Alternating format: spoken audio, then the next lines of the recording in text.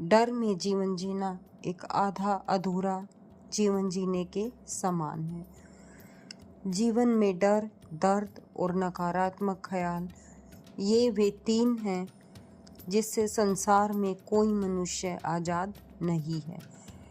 हर मन को दर्द के एहसास से गुजरना है, तो कोई भी मन ऐसा नहीं है जो नकारात्मक न सोचे।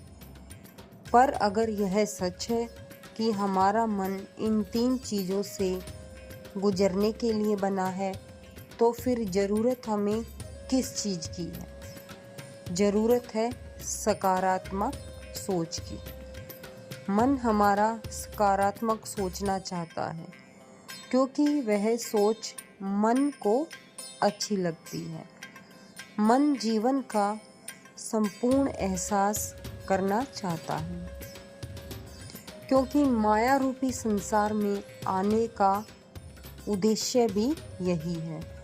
मन हमारा हर दुख, पीड़ा, विपरीत ख्याल से बचे रहना चाहता है, क्योंकि मन को ये सभी चीज़ें अच्छी नहीं लगती। मगर सत्य भी एक ही है कि जिस समान मनुष्य इन तीनों चीज़ों से गुजरने की हिम्मत रखता है, डर, दर्द और नकारात्मक भावना, उसी समान संसार में मौजूद हर जीव, प्राणी, जानवर भी तीनों से गुजरने की क्षमता रखते हैं। जानवर भले ही बेजुबान हैं, भले ही वो अपना दर्द बयान नहीं कर सकते, मगर यह सत्य है कि उनका मन भी हमारे मन की तरह ही दर्द और डर का एहसास समेटने की ताकत रखता है। जीवन में चलते रहने और बढ़ते रहने की परिभाषा वे है जिसे मनुष्य को छोड़कर सभी जीव प्राणी तो समझते हैं, किंतु मनुष्य नहीं। अगर समझते हैं तो आत्महत्या क्यों करते? मनुष्य के लिए आत्महत्या का मतलब जो भी हो, मगर जानवरों के लिए इसका कोई मतलब नहीं होता। बेजुबान जानवर भले ही वे हम सब की तरह बोल नहीं सकते, वे अपना दर्द प्रकट नहीं कर सकते, वे हमसे दर्द के इलाज की उम्मीद नहीं कर सकते, मगर फिर भी वे बढ़ते रहने की ताकत से जीते हैं। एक बात जो बाकी जानवरों को मनुष्य रूपी सामाजिक जानवर से अलग करती है, वो यह है कि मनुष्य आत्महत्या का ख्याल अपने मन में उत्पन्न करता है, जबकि और कोई भी जानवर ऐसा नहीं करता है। तो स्वयं बताइए, मनुष्य तो जानवरों से भी बड़ा जानवर है। सिर्फ मनुष्य ही वह प्राणी है जो मन की दशा में आत्महत्या से जुड़े विचार उत्पन्न करता है। इसीलिए कि इस जीवन का असली उद्देश्य हमारा चलते रहने की सोच से होना चाहिए।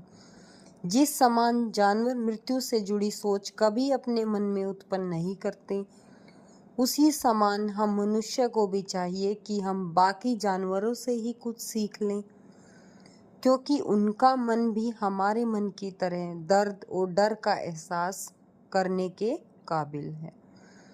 इसलिए उनसे जीने के गुण सीखें। कम से कम उनके पास जीने की कला तो है। वे बेजुबान होते हुए भी हमसे बेहतर जीवन जीना जानते हैं। सुविधाओं के अभाव में भी उनको पता है कि कैसे जीवन का आनंद लिया जाता है। लेकिन हम जो मनुष्य रूपी जानवर पढ़ लिखकर समझदार होकर भी समझ ही नहीं पाते जीवन जीना कैसे है। उन्हीं की तरह जीवन में चलते रहने की ताकत से जिए, उन्हीं की तरह खुले मन से जिए, उन्हीं की तरह संघर्ष से डरे नहीं, और सबसे जरूरी बात, उन्हीं की तरह मन में आत्महत्या का ख्याल कभी उत्पन्न ना करें। जीवन का मकसद सोच रूपी कदमों से डर भरे दरिया को पार करना, और कभी न ठहरना है। अक्सर हम मनुष्य इस बारे में विचार करते हैं कि हमारा जीवन क्या है, जीवन हमें क्यों मिला है, जीवन मिलने का मकसद आखिर क्या है। क्या यह मकसद हमारे पिछले जन्म के कर्मों से वास्ता रखता है?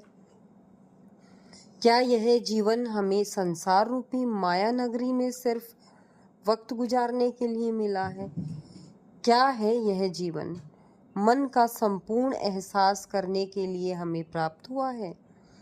एक तरफ अगर यह सत्य है कि जीवन हमें सिर्फ सुकून, आज़ादी, मन का एहसास, मन की चाहत पूरी करने के लिए मिला है, तो फिर क्यों कोई जीव दर्द के एहसास से जुड़ा है?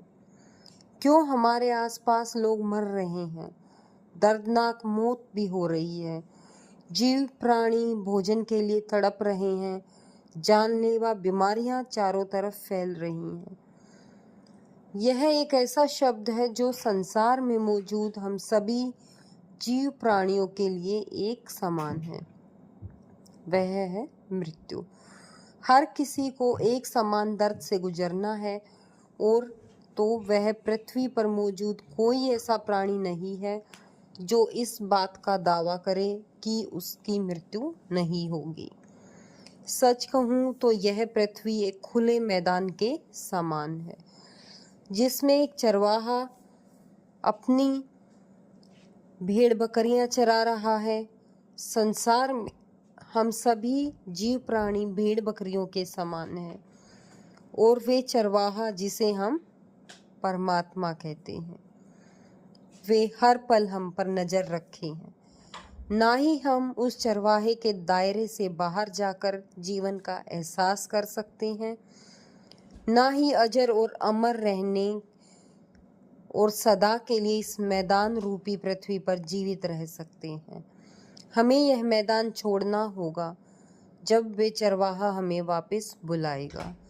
जब कभी भी वे हमें वापस बुलाएंगे, तब हमें सब कुछ त्याग कर रिश्तेदारी, यार, दोस्त, समाज सब छोड़ छाड़ कर इस पृथ्वी से विदा लेनी होगी। एक तरफ जहाँ यह हकीकत है कि हम मनुष्य को और बाकी सभी प्राणियों को एक ना एक दिन संसार से विदा लेनी है, वहीं एक हकीकत यह भी है कि हम मन से इस सच्चाई को अपनाने के लिए कतई तैयार नहीं है। मन हमारा चाहे अपने चारों ओर कितनी मौत क्यों ना देख ले, हमारे मन पर इसका प्रभाव कुछ ऐसा पड़ता है जो मौत की सच्चाई और उनसे जुड़ी सोच को हमसे दूर रखता है। एक नहीं बल्कि पृथ्वी पर मौजूद अनेक मन का प्रभाव जो मौत से जुड़े ख्याल हमारे मन में उत्पन्न नहीं होने देता।